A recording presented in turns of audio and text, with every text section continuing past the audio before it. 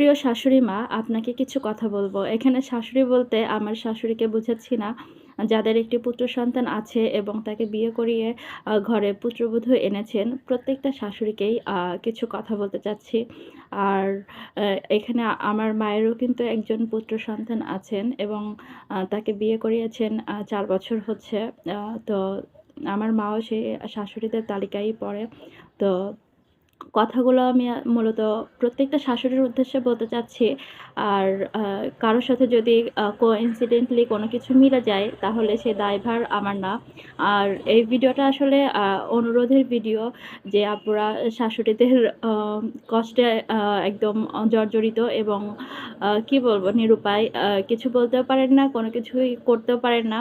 বা এক কথায় বলা যায় হয়তোবা তারা আমাকে শেয়ার করে স্বাচ্ছন্দ্য বোধ করেন। সে কারণে হয়তোবা শেয়ার করেন। আর শাশুড়ি বৌমা রিলেটেড ভিডিওগুলো অনেকেই পছন্দ করেন, অনেক প্রশংসাও করেন। তো যাই হোক, শাশুড়িদের উদ্দেশ্যে যে কথাটা বলতে চাচ্ছি, সেটা হচ্ছে যে আপনি তো একজন মা, মমতাময়ী মা। তো সেই মমতাময়ী মা শাশুড়ি রূপে কেন হচ্ছে খুব বেশি রুক্ষ, শুষ্ক, রাগী, বদমেজাজি হয়ে যান? এটা কি আপনার ব্যক্তিত্বের সাথে আদৌ যায়? আর যে যে আপনাকে শাশুড়ি ডাকে, শাশুড়ি বলে তো আসলে ডাকে না। শাশুড়ির চরিত্রটাই ধারণ করে আপনারা যে এতটা কঠোর হয়ে থাকেন। যদিও সবাই সেম না, যারা এ ধরনের তাদের উদ্দেশ্যে বলছি। তো শাশুড়ির চরিত্র ধারণ করে যারা এতটা কঠোর হয়ে থাকেন, আপনার পুত্রবধূকে আপনাকে শাশুড়ি বলে সম্বোধন করেন, তিনিও কিন্তু আপনাকে মা বলেই ডাকেন। তাহলে সেই মমতাময়ী রূপটা যখন আপনি ১০ মাস ১০ দিন গর্ভধারণ করে জন্ম দিয়েছেন যাকে, তার জন্য একদম নরম নমনীয় হয়ে যান।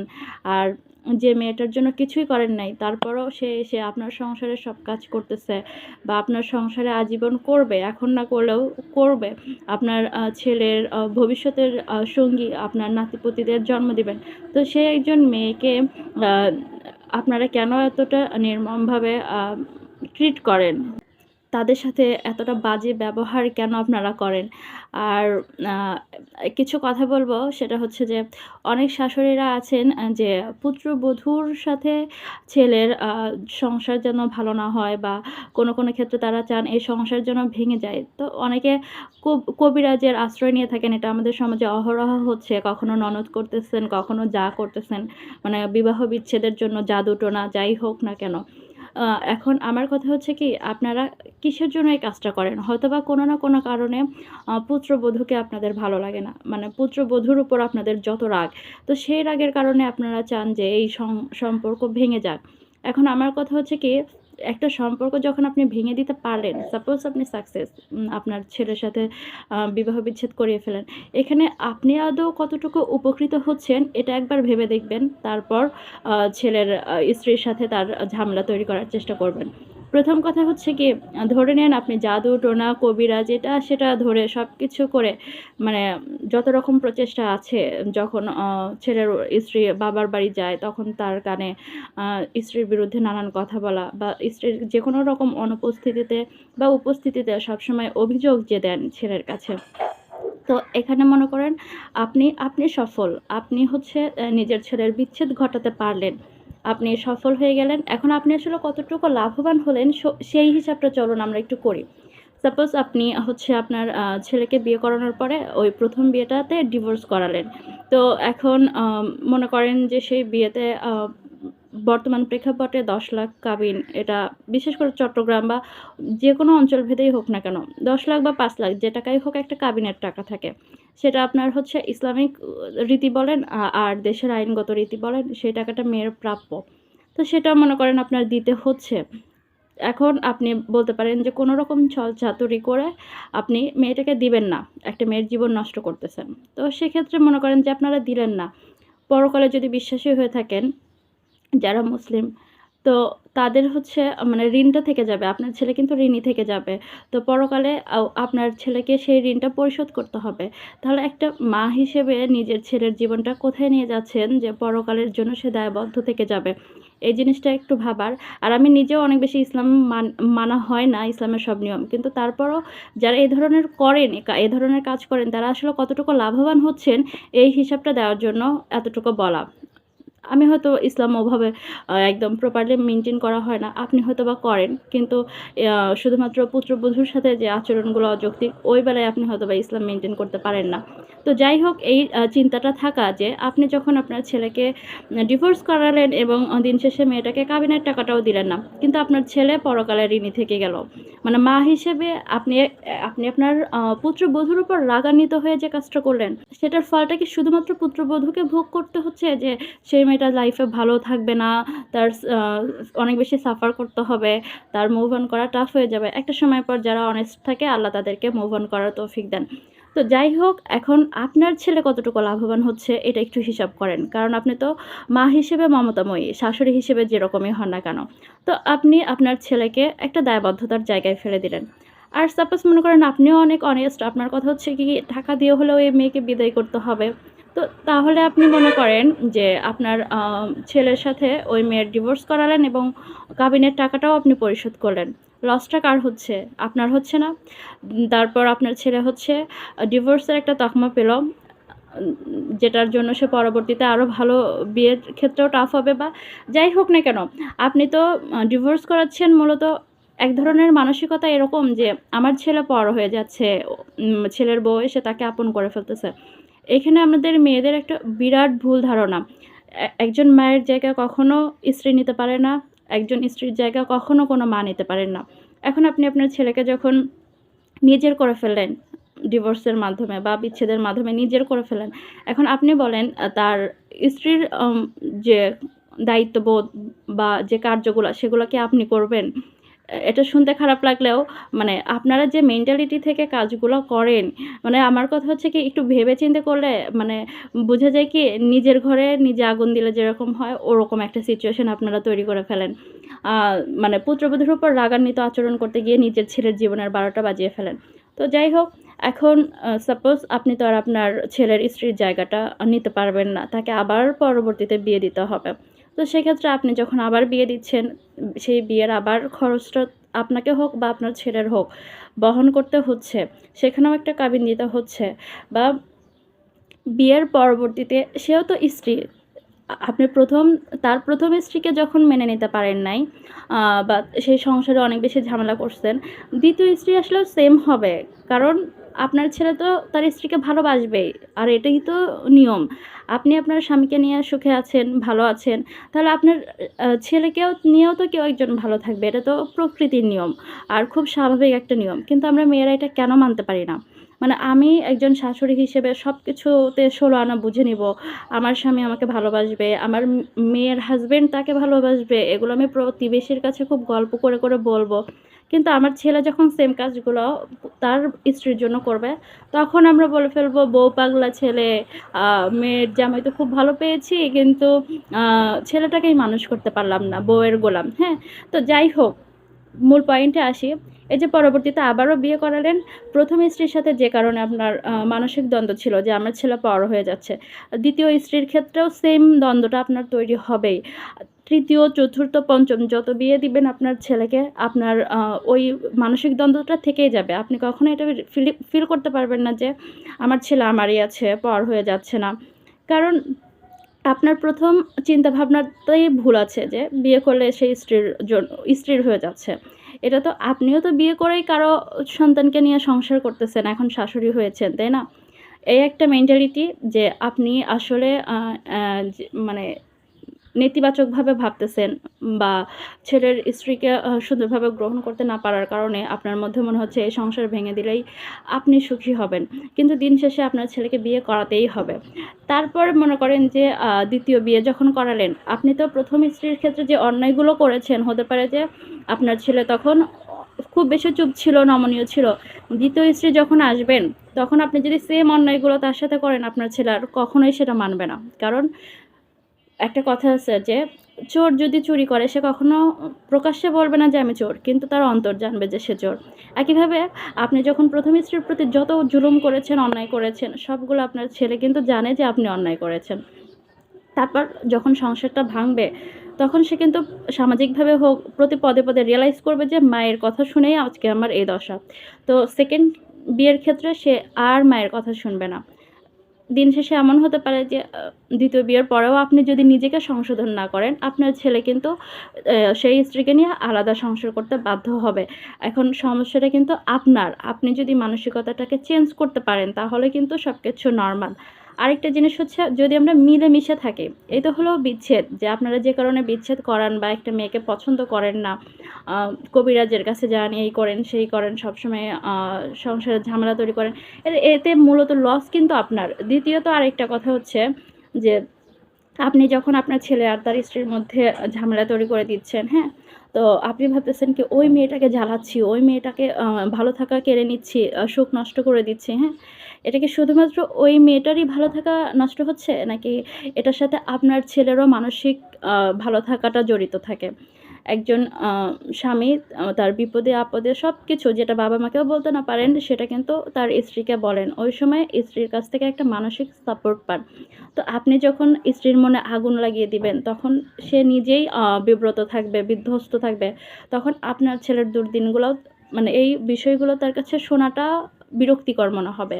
আরো সে যদি এমন হয় যে আ আপনি তাকে উম উম ছেলের সামনেই ইনসাল্ট করতেছেন, তখন আপনার ছেলে চুপ আছে। আপনি ভাববেন কি, ছেলে তো আমার কন্ট্রোলে আছে। কিন্তু মাঝখান থেকে ওই মেয়েটার মনে কিন্তু আপনার ছেলের জন্য জায়গা নষ্ট হয়ে যাবে। সে ফিল করবে যে তার হাসব্যান্ড মেরুদণ্ডহীন। আপনি নিজের বাহাদুরি দেখাতে গিয়ে বা নিজেকে মানে উচ্চতর স্থানে আছেন এরকম বোঝাতে গিয়ে আপনার ছেলেকে কিন্তু তার স্ত্রীর মনে নিচু করে দিলেন। তো তখন কি হবে, আপনার ছেলের যে মানসিক যত্ন নেওয়া বা অন্য স্বামী-স্ত্রীর যে ভালো একটা সম্পর্ক থাকার কথা, সেই জায়গায় সেই পুত্রবধূ কিন্তু পিছিয়ে যাবে এবং আপনার উপর যে রাগটা থাকবে সেটা তার স্বামীর সাথে অবশ্যই আ রাগটা প্রকাশ করবে। আর আপনার সামনে আপনার ছেলে যতই মানে চুপ থাকুক না কেন, সব স্বামীর মনেই কিন্তু তার স্ত্রীর জন্য ভালোবাসা থাকেন। এটা হচ্ছে হালাল সম্পর্ক। তো সে কিন্তু দিন শেষে তার স্ত্রীর কাছে গিয়ে গোপনে হোক আর যেভাবেই হোক সরি বলতেছেন। তো দেখেন আপনি নিজেকে উচ্চ আসনে বসাতে গিয়ে নিজের ছেলেকে কোথায় নিয়ে যাচ্ছেন? যে সে আপনার হয়ে ক্ষমাও চাচ্ছে কখনো, যে সরি আমার মা-বোন অন্যায় করে জানি। কিন্তু তারপরও তাদেরকে কষ্ট দিতে চাই না দেখে কিছু বলি না। তুমি তাদের আমি তাদের হয়ে তোমার কাছে ক্ষমা চাচ্ছি, হ্যাঁ? ক্ষমা করে দাও। এই যে এই জিনিসটা আপনি যদি অন্যায় কাজটা না করতেন, তাহলে আপনার ছেলে কিন্তু স্ত্রীর কাছে এভাবে লাঞ্ছিত হতো না। আর উম একটা মেয়ে যখন সহ্যের শেষ সীমানায় চলে যায়, সে তখন বলে যে, "তুমি তো মেরুদণ্ডহীন মায়ের পোষা বিড়াল" বা এ ধরনের কিছু একটা বলতেই পারে। কারণ যে হাসব্যান্ড একজন স্ত্রীকে অন্যায় বা অত্যাচার থেকে প্রোটেক্ট করতে পারতেছে না, তার প্রতি স্ত্রীর মানসিক সম্মানের জায়গাটা অবনতি হবে, এটা স্বাভাবিক। তো যাই হোক, এই যে মনে করেন আপনি বিচ্ছেদ করানোর পরেও দেখেন আপনারই লস। আবার যখন এই যে আপনি মানে শয়তানি চালগুলো দিয়ে বা আ ভিলেন আ ভূমিকাটা পালন করে আপনি ফিল করতেছেন যে হচ্ছে ছেলের বউকে জ্বালাচ্ছেন। আসলে কিন্তু আপনি নিজের ছেলেকে জ্বালাচ্ছেন। আর একজন পুরুষ সবসময় চায় যে মা আর স্ত্রী সবসময় মিলেমিশে থাকুক, হ্যাঁ? তাহলে ওনারা যখন হচ্ছে বাইরে কাজ করে আসে, বাসায় আসে, তখন তাদের কাছে ওইটা প্রশান্তিময় মনে হয়। কিন্তু আপনি যখন এই যে দিনরাত সবসময় বউয়ের বিরুদ্ধে বলেন, আপনার ছেলে চুপ থাকে। আপনি ভাবেন যে এটা আপনার বীরত্বের কিছু। আসলে বীরত্বের কিছুই না। একজন স্ত্রী যখন তার স্বামীর কাছে হচ্ছে শাশুড়ির নিন্দা করে, তখনও ওই পুরুষ হচ্ছে স্ত্রীর প্রতি বিরক্ত হয়। সেম ভাবে মা হোক, বোন হোক যখন তার স্ত্রীর বিরুদ্ধে তাকে কিছু বলে, তখনও সে বিরক্ত হয়। কিন্তু পার্থক্য হচ্ছে যে স্ত্রী যখন আপনাদের বিরুদ্ধে বলে, তখন পুরুষটা হচ্ছে রাগটা দেখায় সাথে, যে, "তুমি আমার মাকে কেন এটা বলছো?"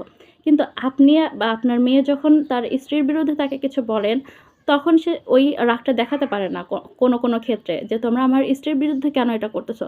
কিন্তু মন থেকে আপনি বা আপনার মেয়ে ২ জনই কিন্তু বের হতে থাকেন। আপনাদের সম্পর্কেও দূরত্ব চলে আসে। আপনি ফিল করেন যে স্ত্রীর সাথে দূরত্ব তৈরি করে দিয়ে তাহলে ছেলে আমার কাছে থাকবে। এটা কখনো হবে না। দেখা যাবে ওই ছেলে যদি ঘরে শান্তি না পায়, স্ত্রীর কাছেও শান্তি না পায়, আপনার সাথেও বেশি কথা বলবে না। ঘরে সে নিয়মিত আসবেই না। হয়তোবা শুধুমাত্র রাতে ঘুমানোর জন্য বা মানে যেটা না আসলেই নয় অতটুকু আসা আসবে। আপনার সাথে যে মা ডেকে একটা ভালো-মন্দ কথা বলা বা সম্পর্কটা সুন্দর রাখা, সেটা সে কখনোই করবে না। তাহলে দেখেন আপনার কিন্তু সব দিকে লস। আপনি সেই ছেলের সংসারও নষ্ট করলেন, তারপর ছেলের সাথে স্ত্রীর ঝামেলা করে দিয়ে ছেলের মনেও হচ্ছে অশান্তির আগুন জ্বেলে দিলেন। একইভাবে আপনার ছেলে আপনার কাছ থেকে দূরে চলে যাচ্ছে। তো সব দিকে আপনার লস। মেইন কথা আমরা একটা কথা বলি না যে, অন্যকে যা দিব আমরা দিন শেষে সেটাই পাবো। সেম আপনি একটা মেয়েকে জ্বালাচ্ছেন, দিন শেষে নিজেও জ্বলবেন। এরকম একটা অবস্থা হবে। মানে সে ফিল করতেছেন যে ছেলে পর হয়ে যাচ্ছে, এর জন্য মেয়েটাকে কষ্ট দিয়ে, দিয়ে দূরে রাখি, তাহলে ছেলে কাছে আসবে। আসলে আসবে না। ছেলে আরও দূরে যাবে, আরও দূরে যাবে। আর সবচেয়ে খারাপ সিচুয়েশন হবে আপনি যদি ছেলের ২য় বিয়ে সম্পন্ন করান, তখন আপনার এই অন্যায়গুলো কখনোই সে মানবে না। সে একদম বেপরোয়া রাগী হয়ে আপনার অন্যায়গুলোর প্রতিবাদ করে আপনার কাছ থেকে দূরে সরে যাবে। আর এখন আসি যে যে শাশুড়িদের মনোভাব এ ধরনের, তারা আসলে কিভাবে চেঞ্জ হতে পারে। দেখেন আপনি যখন আরেকটা মেয়েকে এভাবে কষ্ট দিচ্ছেন, আপনার যদি মেয়ে থেকে থাকে, আপনার কর্মফলটা সেও ভোগ করতে পারে। আ উম এই একটা অনুভূতির জায়গা থেকে আপনি নিজেকে চেঞ্জ করতে পারেন যে, আমি একটা মেয়েকে এভাবে জ্বালাচ্ছি। না হতে পারে যে অন্য একজন মহিলা আমার মেয়েকেও জ্বালাবে। এটা সব ক্ষেত্রে সত্যি হয় না। অনেক ক্ষেত্রে দেখা যায় অনেক শাশুড়িরা ভালো, কিন্তু তার মেয়ে হচ্ছে ভালো শাশুড়ি পায় নাই। কিন্তু আপনার রিয়ালাইজেশন থেকে আপনি এই জিনিসটা ফিল করতে পারেন যে, আমি আরেকটা মেয়েকে ভালো রাখতেছি না, আমার মেয়েকেও অন্যজন ভালো রাখবে না। তো কর্মফলের জায়গা থেকে নিজেকে হচ্ছে সংশোধন করতে পারেন। আর আরেকটা জায়গা থাকে যে, যেটা করলে আমরা সবাই কত সুন্দরভাবে থাকতে পারি। আপনি শাশুড়ি, আপনি ২০-২৫ বছর সংসার জীবনে অভিজ্ঞ। আপনি ১ মিনিটে কয়েকটা রুটি বানাতে পারবেন। কিন্তু যে সদ্য বিবাহিত নতুন বউ আপনার ঘরে আসছে, সে অবশ্যই আপনার সাথে পাল্লা দিয়ে পারবে না। তো সেই জায়গায় আপনার এক্সপেকটেশন রাখাটাও ঠিক না যে, আমি ১ মিনিটে ২ টা রুটি বানাই, তারও সেম করতে হবে। তার দেখা যাবে যে একটা রুটি বানাতেই ৪ মিনিট লাগতে পারে। তো এই জায়গায় আপনি যদি তাকে স্বাচ্ছন্দ্য মতো কাজ করার সুযোগ দেন, হ্যাঁ? সবকিছুতে তার ভুল না ধরে, ঝাড়ু একদিন সে ডান হাতে না ধরে বাম হাতে ধরতেই পারে। তুমি কেন এটা করছো? এই করছো, সেই করছো। মানে সবসময় আ তার বিরুদ্ধে বিরুদ্ধাচার করা বা তার ভুল ধরা, মানে এক কথায় সম্পর্কটাকে নষ্ট করার চেষ্টা আপনি না করলেও পারবেন। আর সবচেয়ে ভালো হচ্ছে যে, আপনি যদি তাকে একটু সময় দেন, যে ওই জিনিসটা আপনি রিয়ালাইজ করেন যে, আমি নিজের মানে সংসারটাকে মেইনটেইন করতে, এতদূর আনতে, এত সুন্দরভাবে পরিচালনা করতে আমার কিন্তু ২৫ বছর গেছে। তো আপনি যখন ১ম যেদিন সংসারে আসছিলেন, সেদিনের কাজ কিন্তু আপনার এই আজকের কাজের মতো এতটা নিখুঁত ছিল না। তো তাহলে এই মেয়েটাও একটা না একটা সময় গিয়ে চেঞ্জ হবে, পারবে। আর আরেকটা যে ভুল আমরা আমাদের সমাজে দেখি, সেটা হচ্ছে কি, আজকে বিয়ে করছে, কালকে নিয়ে মা, মেয়ে, খালা, ফুপি, চাচি, মামি যতজন আছেন সবাই মিলে তার কর্তব্য বোঝান। তার মনে হয় যে নতুন একটা বিশ্ববিদ্যালয়ে ভর্তি হয়েছেন। বিশ্ববিদ্যালয়েও স্যাররা ক্লাস এর চেয়েও কম নেন। কিন্তু তারা একের পর এক ক্লাস নিতে থাকেন। রুটি এভাবে বানাবা, এতটাই উঠবা, এই করবা, সেই করবা। একটা মেয়েকে যদি আপনি প্রপার আপনার পরিবারের ডিসিপ্লিন শেখাতে চান, তাহলে পর্যবেক্ষণের উপরে কোনো শিক্ষা হয় না। আপনি আপনার সংসারটাকে ২ মাস সেভাবে পরিচালনা করেন, সে পর্যবেক্ষণ করবে যে, না আমি তো দেখতেছি আমার ননদ উঠে পরিবারের সবার জন্য এই কাজটা করতেছেন। আমার শাশুড়ি এভাবে পরিবারটাকে ব্যালেন্স করতেছেন। তখন সে বুঝবে যে এই পরিবারের কালচার এরকম, আমাকে এভাবে চলাটা বেটার হবে। না আপনারা বলেন, "এই তুমি এটা কেন পড়ছো? এই কেন তুমি এটা করছো?" হ্যাঁ? তো সে তো অন্য একটা পরিবেশ থেকে আসছে। আপনাদের পরিবেশের সাথে অ্যাডজাস্ট করতে তার অবশ্যই সময় লাগবে। আরেকটা বড় কথা কি, আপনারা সবসময় ছেলেদেরকে বলেন যে, তোর বউকে বল আমাদের সাথে অ্যাডজাস্ট করতে। আম আমাদের বাড়িতে আসছে, সবকিছু আমাদের মতো হতে হবে। এখন সেই মেয়েটা তো ২৫ বছর অন্য একটা পরিবেশে থেকে আসছে। অন্য একটা রুলস এ মেইনটেইন করে আসছে সে। এখন সে এসে ৫ দিনে কিভাবে আপনাদের নতুন নিয়মটা আয়ত্ত করবে? ২ টা বছর সময় দেন, ২ টা মাস সময় দেন। এই ধৈর্য অনেক শাশুড়ির হয় না। আর মেইন কথা কি, আমাদের হচ্ছে যাকে দেখতে নারী তার চলন বাঁকা। যাকে আপনি মন থেকে গ্রহণ করতে পারেন নাই, সে আজীবন আপনাকে যত ভালো রাখুক না কেন, সেই বউ যত ভালো হোক না কেন, কখনোই আপনাদের তাকে ভালো লাগবে না। আর মনে করেন যাকে অ্যাকসেপ্ট করতে পারতেছেন মন থেকে, সে যেমনই হোক, আপনাদের কোনো সে থাকবে না। আর আমি যদি আমার বাস্তব অভিজ্ঞতা থেকে ২-১ টা কাহিনী বলি, আমি নাম বলব না। কিন্তু আমি একটা আন্টিকে এরকম দেখেছিলাম যে, তিনি অনেক কষ্টে উপার্জন করে সংসার চালাতেন। তারপর ঈদের সময় তার সন্তানদের জন্য ড্রেসও নিতেন না। কারণ তার রিলেটিভরা, বোন, ভাই এরা নিজের সন্তানকে গিফট করত। সেই সুবাদে সে নিজের সন্তানদের জন্য কোনো ড্রেস কিনতেন না। তার হাসব্যান্ডকেও কিনতে দিতেন না। যেহেতু ইনকামের সোর্সটা খুব সীমিত ছিল। তো একজন মায়ের কিন্তু একটা সন্তানের যতই থাকুক তার মন চায় ঈদের সময় আরও ৫ টা নতুন দেয়। কিন্তু সে জায়গায় সে এই স্যাক্রিফাইসটা কেন করতেন? তিনি ফিল করতেন যে শ্বশুরবাড়িতে যাবেন, শ্বশুর-শাশুড়ির জন্য কিছু কিনবেন। তারপর হচ্ছে ননদের ছেলে মেয়ে মানে যাই হোক শ্বশুরবাড়ির আত্মীয়-স্বজনের জন্য সবকিছু কিনবেন। তো এই সেন্স থেকে সে নিজে টাকা বাঁচানোর জন্য নিজের সন্তানদেরকেও ঈদের ড্রেস দিতেন না। তো তারপরে যখন সে শ্বশুরবাড়িতে গিয়ে এই উপহারগুলো দিতেন, সিচুয়েশনগুলো এমন হতো যে তারা এটাকে মূল্য দিয়ে ভ্যালু করতেছে যে এটা তো এত দাম। এটা তো আরও দামির কিছু হলে ভালো হইতো। আ কি দিছে? এটা দেওয়ার চেয়ে না দেওয়াও ভালো ছিল। এগুলা কেন আমাদেরকে দিচ্ছে? হ্যাঁ? তো দেখেন মানে একটা মানুষের ডেডিকেশনটা কোন লেভেলে ছিল যে নিজের সন্তানকে না দিয়ে শ্বশুর-শাশুড়ির জন্য করছেন। কিন্তু তারা সেই জিনিসটাকে রিসিভ করতে পারতেছেন না। তখন সেই আন্টির কি আর মন চাবে যে পরবর্তী ঈদে তাদের জন্য আবারও এই ত্যাগটা করতে? তো শাশুড়িরা চায় যে বৌমা তাদেরকে সেবা করুক, শ্রদ্ধা করুক। শাশুড়িদেরও কর্তব্য থাকে পরিবারে ছোটদের যেমন দায়িত্ব বড়দেরকে সম্মান করা, সেম ওয়েতে বড়দেরও কিন্তু দায়িত্ব ছোটদেরকে স্নেহ করা। আসলে মনে করেন ঝগড়াঝাটি বা কোনো সমস্যা এক পক্ষ থেকে কিন্তু হয় না। বলে যে এক হাতে তালি বাজে না। ২ দিক থেকেই থাকে। হয়তোবা ১ম দোষটা অন্য কোনো একটা পক্ষের হয়। তো যাই হোক সম্পর্কটা সুন্দরভাবে মেইনটেইনও কিন্তু একা কখনোই করা যায় না। আপনি যত ভালো হন না কেন, দিল দরিয়া মানুষ হন না কেন, আপনার অপোজিট পারসন যদি ভালো না হয়, আপনি সেখানে একটা ভালো সম্পর্ক কখনো গড়ে তুলতে পারবেন না। যদি আপনি একজন ভালো শাশুড়ি হয়ে থাকেন, কিন্তু বৌমা হচ্ছে সম্পূর্ণ বিপরীত। সে আপনাকে দেখতেই পারে না, তার কনসেপ্টই হচ্ছে শ্বশুর-শাশুড়ির সাথে থাকবো না। ওই জায়গায় আপনি যতই ডেডিকেশন দেন না কেন, ওই মেয়ে থাকবে না। একইভাবে একটা মেয়ের মোটিভ থাকতেই পারে যে সে একান্নবর্তী ফ্যামিলি পছন্দ করে বা শ্বশুর-শাশুড়িকে নিয়ে থাকা পছন্দ করে, তাদেরকে নিয়ে অনেক ড্রিমও থাকতে পারে, হ্যাঁ? কিন্তু আমাদের সমাজের করুণ চিত্র হচ্ছে কি, তো ওই শ্বশুর বা শ্বশুরের সমস্যা হয় না, শাশুড়ি আসলে। শাশুড়ি কখনো ওই মেয়েটাকে সুন্দরভাবে অ্যাকসেপ্ট করতে পারে না, যে কারণে ওখানেও ভালো একটা সম্পর্ক গড়ে ওঠে না। মূল কথা হচ্ছে কি, আপনি যেটা চাচ্ছেন যে অমুকে আমার জন্য এটা করুক, সেম জিনিসটা আপনারও তার জন্য করতে হবে। আপনি সবসময় একটা মানুষকে অসম্মানিত করবেন, ছোট করবেন, আর সে আপনাকে সম্মান করে যাবে। এই চাওয়াটা শাশুড়িদের হচ্ছে রং একটা পার্সপেক্টিভ। আর আমি অনেক লং একটা ভিডিও করে ফেললাম, কারণ হচ্ছে অনেক আপুরা এই বিষয়গুলো নিয়ে রিকোয়েস্ট করে। হ্যাঁ, একটা ভিডিও আমি ভালো ভালো কথা বললাম আর সবাই চেঞ্জ হয়ে যাবে, এটা কখনোই সম্ভব না। কিন্তু তারপরও যেহেতু তারা আমাকে পছন্দ করেন বা এ বিষয়ে কথা বলতে বলেন, সেই দায়বদ্ধতা থেকে আমি কিছু কথা বলেছি। আর আরেকটা কথা হচ্ছে কি, যে আমার এই একটা ভিডিওতে সবাই চেঞ্জ হয়ে যাবে এরকম আশা আমি রাখিও না। কিন্তু যারা এই কাজগুলো করেন তারা একবার শুধু একটু নিজের লাভ লসটা হিসাব করে তারপর করবেন। যে শাশুড়ি হিসেবে ছেলের বউয়ের সাথে ছেলের দূরত্ব তৈরি করে দিলে আদৌ আপনি উপকৃত হচ্ছেন তো? আপনার কোনো লাভ থাকতেছে তো? বিজনেসেও আমরা ইনভেস্ট করলে নিজের লাভটা খুঁজি।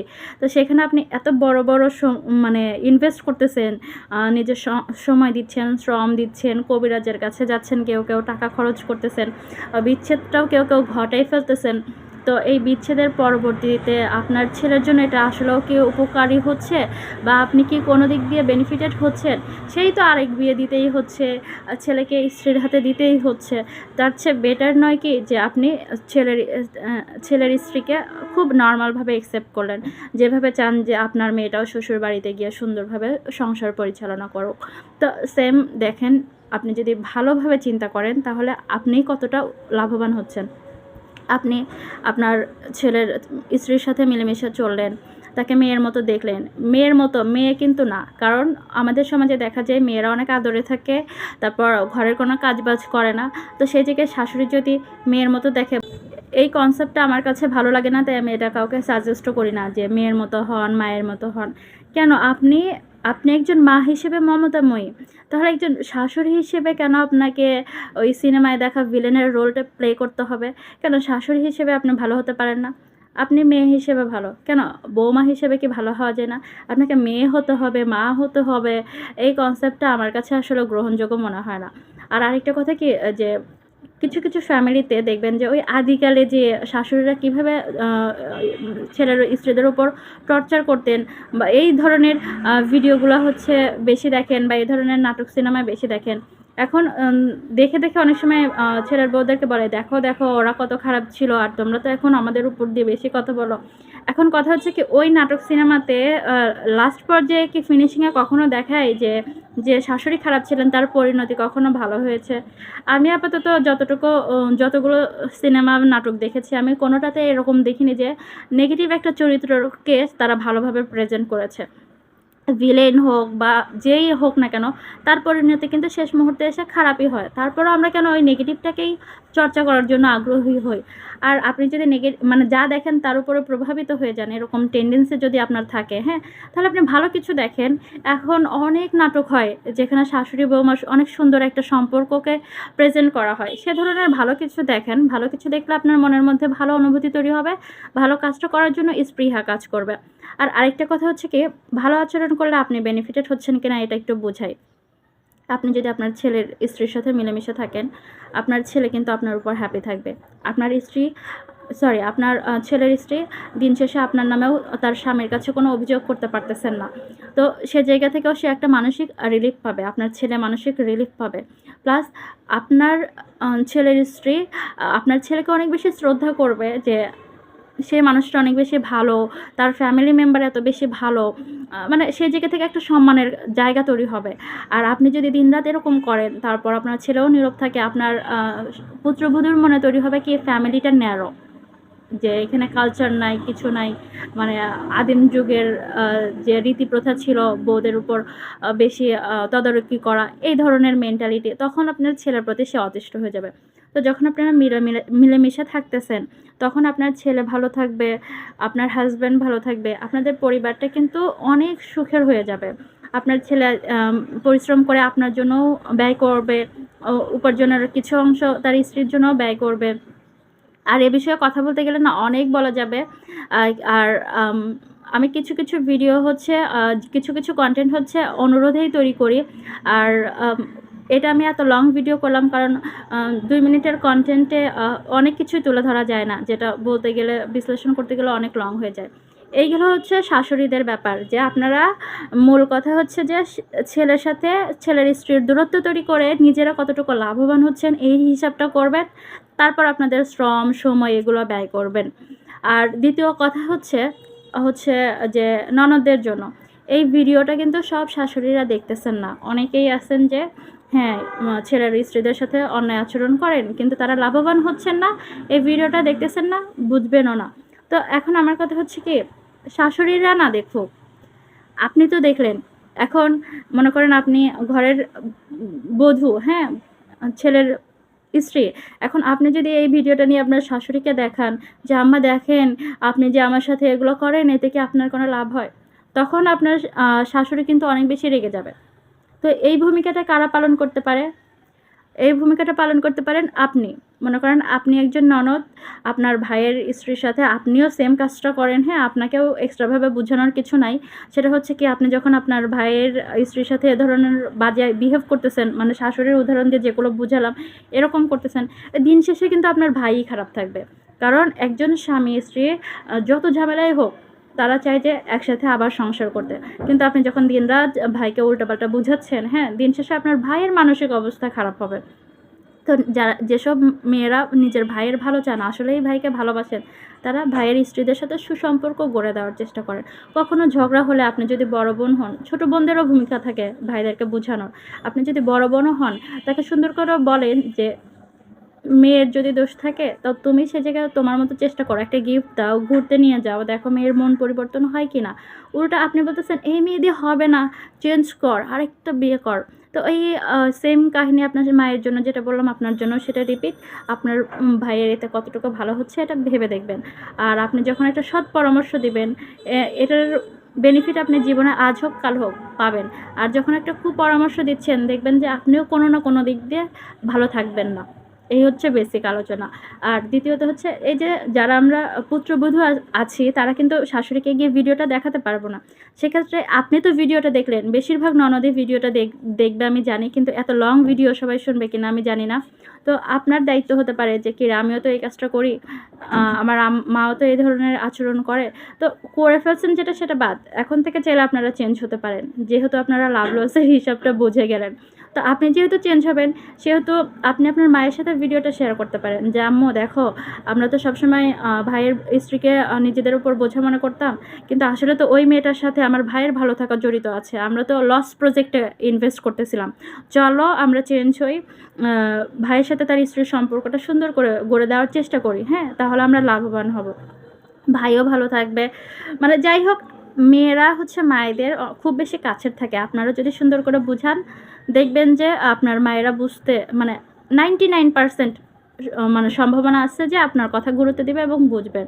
আর আরেকটা কথা হচ্ছে কি, এই যে আমরা যে শাশুড়িরা খারাপ হলেও কিছুটা মানা যায় যে তারা মান্ধাত্য আমলের ছিল, এই সেই।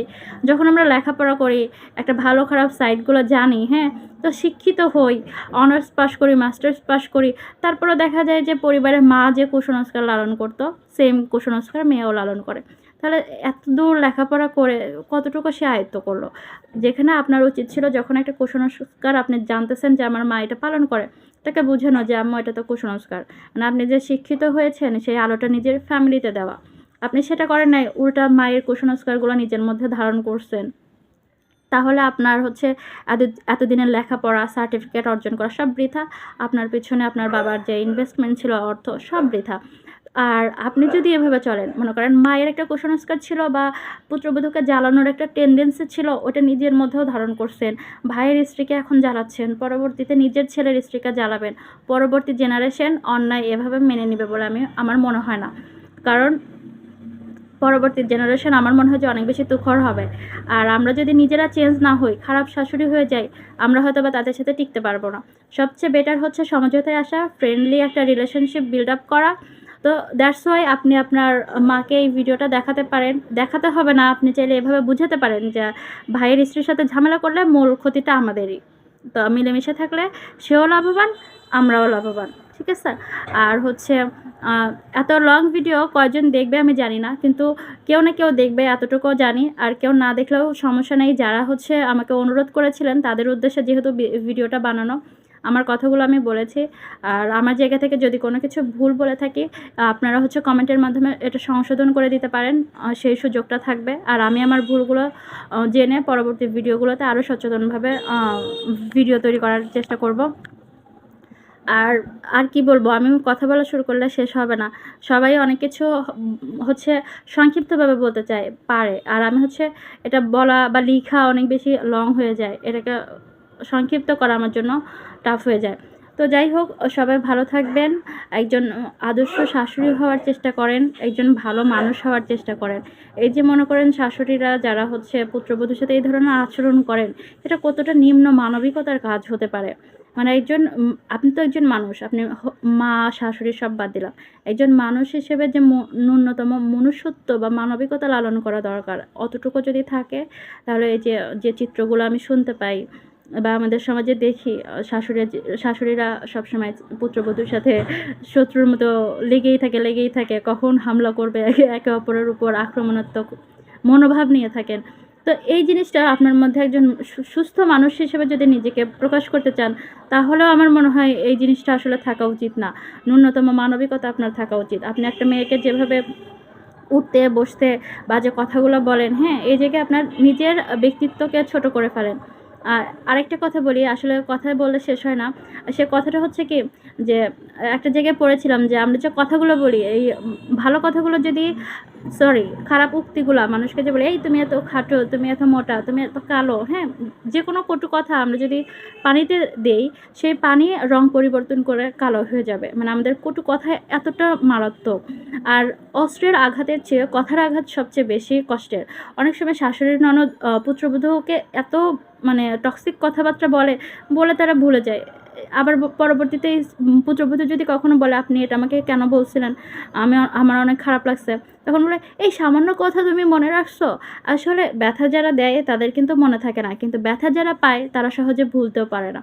তো সেই জায়গা থেকে যারা শাশুড়িরা এই ধরনের মানসিকতা লালন করেন, আপনাদের মন কিন্তু বিব্রত হচ্ছে, বিধ্বস্ত হচ্ছে। এইসব বাজে কথাবার্তা যখন আপনি চর্চা করতেছেন, বলতেছেন, আপনার মনের মধ্যে যেন একটা নোংরাকে বসায় রাখছেন, যেটা সবসময় আপনার মুখ দিয়ে দুর্গন্ধের মতো এটার বহিঃপ্রকাশ হচ্ছে। তো এই জায়গা থেকে নিজেকে একটা ভালো মানুষ হিসেবে গড়ার জন্য হলেও কটু কথাগুলা বলা ছেড়ে দেন। নিজেকে সংশোধন করেন। আর আপনি যখন অতিরিক্ত পুত্রবধূকে অতিষ্ঠ করে ফেলবেন, তখন দেখা যাবে যে আপনার পুত্রবধূ হাজার ভালো মানুষ হলেও আপনার ছেলেকেও গালি দেওয়া শুরু করবে। উল্টাপাল্টা বলা শুরু করবে। কারণ সবারই ধৈর্যের একটা সীমা আছে।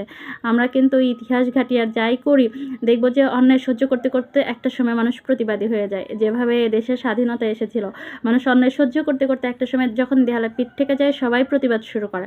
আর সেই সময়টা কিন্তু অনেক বেশি ভয়ানক হয় যারা হচ্ছে এতদিন জুলুম করে আসছে তাদের জন্য। তো যেসব শাশুড়ি পুত্রবধূদের সাথে এ ধরনের আচরণ করেন, মনে রাখবেন যে পুত্রবধূরা যদি বিপ্লবী হয়ে ওঠে, আপনাদের কিন্তু কুলকিনারা থাকবে না। অধিকাংশ ক্ষেত্রে যখন পুত্রবধূ ভালো হয়, তখনই শাশুড়ি সুযোগ পায় সবচেয়ে খারাপ আচরণ প্রকাশ করার। ২ জন যদি সমানে, সমানে খারাপ হয়, তাহলে কিন্তু সেখানে একজন ভালো, একজন খারাপ হতে পারে না। বা শাশুড়ি অতিরিক্ত খারাপ হইতেও পারে না। শিক্ষা হয়ে যায় যে পুত্রবধূর সাথে তো পারতেছি না। যখন একটা পুত্রবধূ অনেক বেশি ভদ্র হয়, চায় যে মানিয়ে নেই, অ্যাডজাস্ট করি, চুপ থাকি, এই নীরবতা দুর্বলতার উপর সবলতা দেখানো শুরু করে শাশুড়ি। আবার সেম ওয়েতে কোনো একটা শাশুড়িও থাকে যারা হচ্ছে অনেক নিরীহ, ভালো, ভদ্র। ওই সুযোগটা আবার পুত্রবধূ নিয়ে তাদেরকে অনেক, অনেক বেশি খাটাখাটনি করায় বা যাই হোক, মানে তখন এক কথা হচ্ছে পৃথিবীটা হচ্ছে শক্তের ভক্ত, নরমের জম। মানে যে যখন যাকে নরম পাচ্ছে তাকে সেভাবে ইউজ করতেছে, এরকম একটা অবস্থা। তো দিন শেষে নিজের ভালোর জন্য চলুন আমরা ভালো মানুষ হয়ে যাই। আমরা নারী হিসেবে ভালো মা হই, ভালো বোন হই, ভালো স্ত্রী হই, ভালো মেয়ে হই, ভালো শাশুড়িও যেন আমরা হতে পারি।